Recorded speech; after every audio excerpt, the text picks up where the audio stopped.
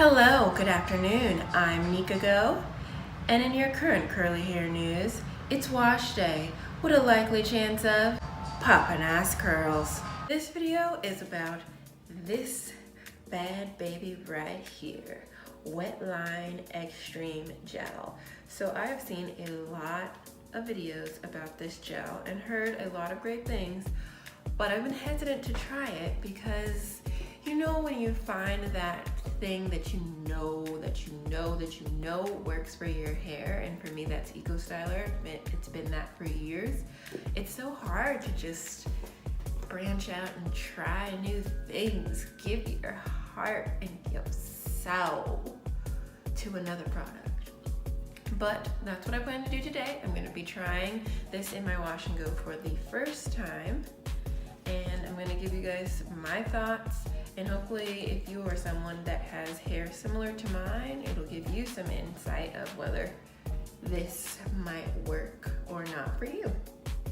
But before we get into that, be sure to give this video a thumbs up and of course subscribe, because this party is popping and I just want to make sure that you're on the guest list. Nope, I don't think that name is on the list. Nope. Nope. Don't let that be you. Okay, so let's jump right in.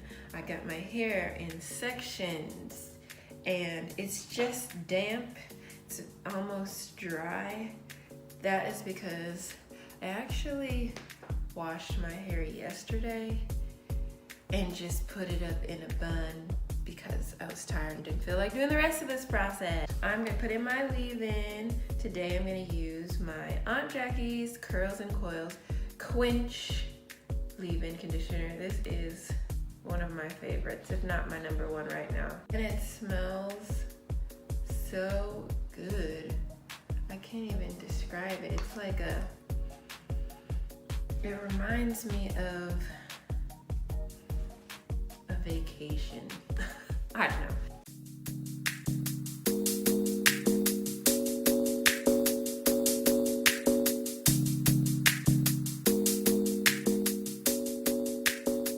Okay, disclaimer. Look at how much is left in here. I don't know if you could see. So pray for me that this somehow stretches through my whole head. I don't even know what I was thinking. I don't know why I was using this one, but I just love it so. So now that I have my leave-in in, I'm taking smaller sections and making sure that each section is soaking wet. That's how the gel works best for me, is when my hair is soaking wet.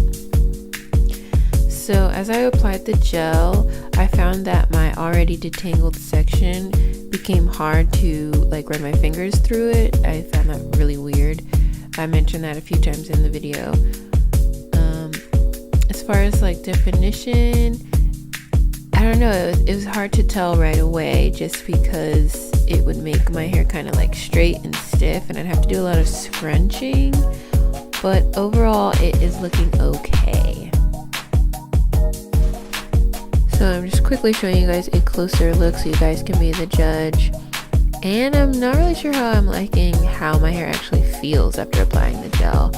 But again, I'm not gonna judge it too much. I'm just gonna go ahead and finish the section out and we'll go from there.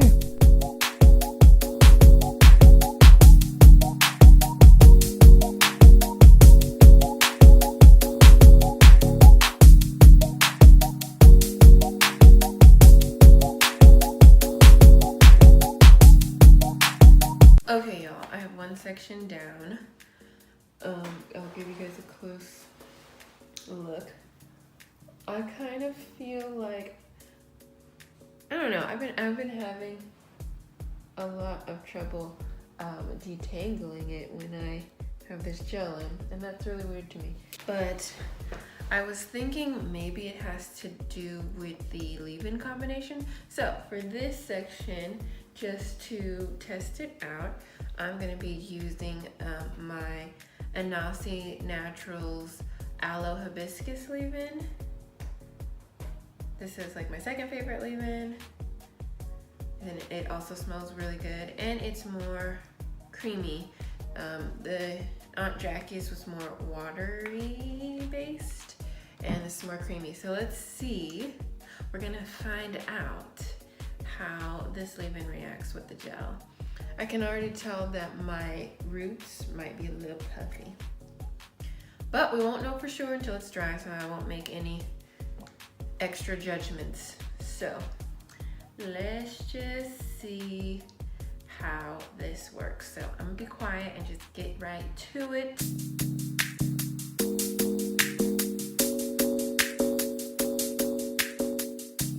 I found that using the Inahsi natural leave-in, because it's more of a cream base, made it easier for me to apply the gel and get my fingers through a little bit better.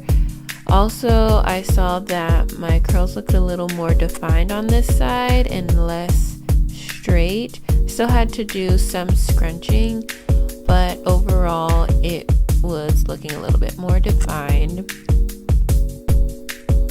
So pretty much so far so good with the Inahsi Naturals. So I am just going to finish this section, and I'm going to come back when I have completely finished my whole head.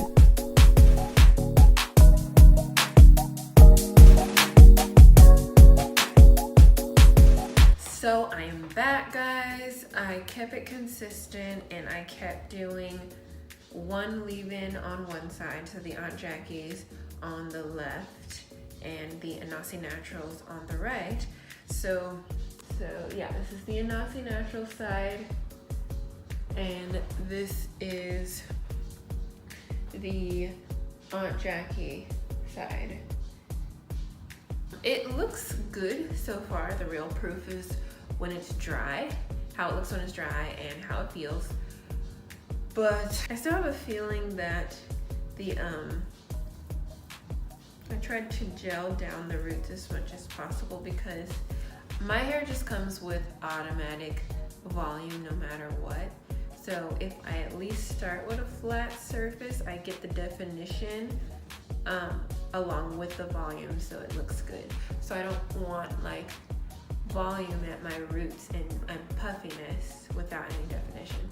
So I really make sure that I get my roots, but I still think it's gonna end up a little puffy in areas or frizzy in areas. We shall see. Like I said, we won't really know until it's dry. Plus I want to see which combination is better, because I do know that the I do know that the Eco Styler works with both leave-ins beautifully. So we shall see. I will be back when my hair is completely dry. Pray for me. All right, y'all. Okay, let me sip my coffee. It's still morning. The sun is looking so bright. So I'm back, it's the next day. And before I get into how this gel worked on my hair, I do have to name some new factors to take into consideration. Why am I always talking with my hands? So I was really anxious to see what my hair was gonna look like when it dried. So I did something that I have never done. I sat under my hooded dryer cap that you connect to the blow dryer. I have used it in other videos. Maybe I'll... Yeah, so yeah, I sat under that, which I've never done, which I think I'm gonna start doing from now on, because I do like the results of having my hair pretty much dry at the same day that I do my wash and go. Like, that's unheard of for me.